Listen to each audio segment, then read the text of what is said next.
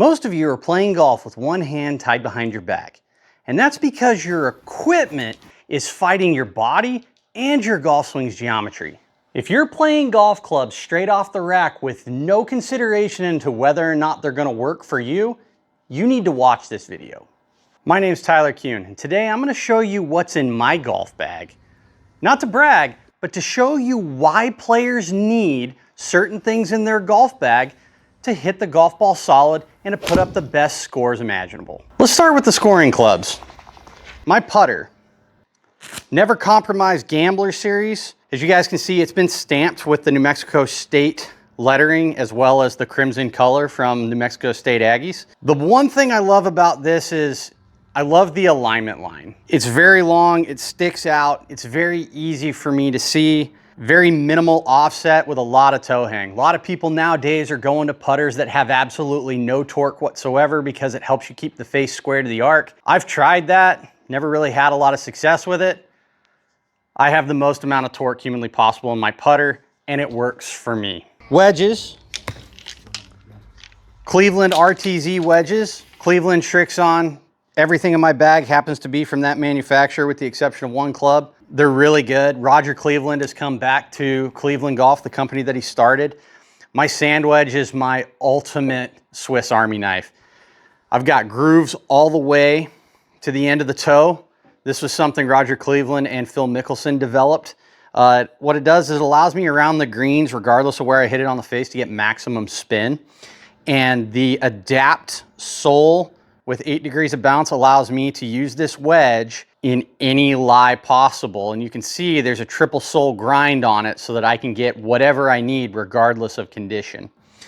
My 50-degree wedge, built more like a traditional blade. This is usually going to be used for some low bump and runs as well as some full shots. Now this is something that I've changed up this year. I've gone to a much softer shaft in my wedges. It's still steel, but it's the Dynamic Gold spinner wedge shaft. Really what this is designed to do is to help me spin it when I'm not swinging the club very fast. Built more for the intermediate shots from below 70 yards. Regardless of which wedge I decide to use, if I'm hitting a shot longer than that, I'm gonna spin it regardless of what shaft I put in it. New irons in the bag this year, we have the Srixon ZXi7 iron. Biggest thing for me that I'm doing this year is I'm going to graphite shafts. I've put in this new KBS TGI 80 graphite iron shaft. I love it because it's super lightweight and easy for me to swing with less effort. Mother Nature's undefeated. When we're swinging heavy golf clubs like I was 8 years ago, swinging 132 gram steel, it's hard to do that at the age of 38.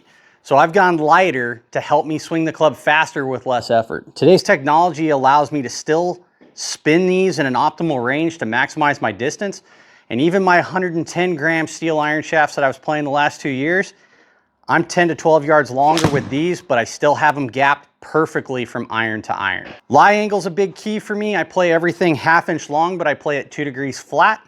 And I like the flatter look because it's just gonna help me keep the face slightly more open to the path so that I don't hit big hooks across the screen. Now my 4 iron's a little bit different. For the last few years, I've played with the utility driving iron, so I'm already used to playing the graphite shaft. But this year we're going with the Srixon ZXi-U utility iron. This gaps perfectly between my 5 iron and my next fairway wood up. Really helps me elevate it when I need to. But the thing I do like about this club is when I have to hit a low chaser, I still have the ability to do it. As we continue to age and play, we have to start making changes to the long iron or the fairway wood setup. This is the first time since I was 14 years old where I've had more than 2 fairway woods in the bag.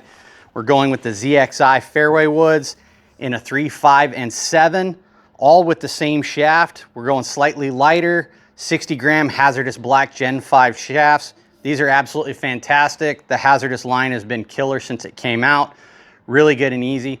The 7 wood is awesome because it flies the same distance as my 3 iron, which I will continue to keep in the bag for whenever I need it. But it flies the same yardage and it lands like a wedge. So if I have to hit this into a par 5 and stop it in 2, this is a great tool to go to, or even a long par 3. The 3 iron will make its appearance. It's a Titleist U505 with a graphite shaft, 80 gram hybrid shaft. This is great off the tee or if it's super windy. But again, if I have to carry something that far into the green, I'm going with the 7 wood. This is one of the best drivers that I've ever hit. But the Srixon ZXi Core model, not the LS, not the Max, gives me the ball speed and the spin rate that I need to hit it as straight as I can. First round with it, shot 3 under with 5 birdies. I hit every tee shot in the center of the face and nothing curved. They all flew dead straight, regardless of what the wind was doing. It made it super, super easy to hit the ball where I wanted it to go. The Ventus TR6S shaft, this is not the VeloCore model. This is just the stock version. I'm not a big proponent of spending thousands of dollars on a driver shaft to try to optimize it when there's really no proof that it's any different. The weight is right and the flex is right, and that's really all that matters with my driver shaft. And I can hit this high, low, or whatever, all because of the loft, the weight, and the flex.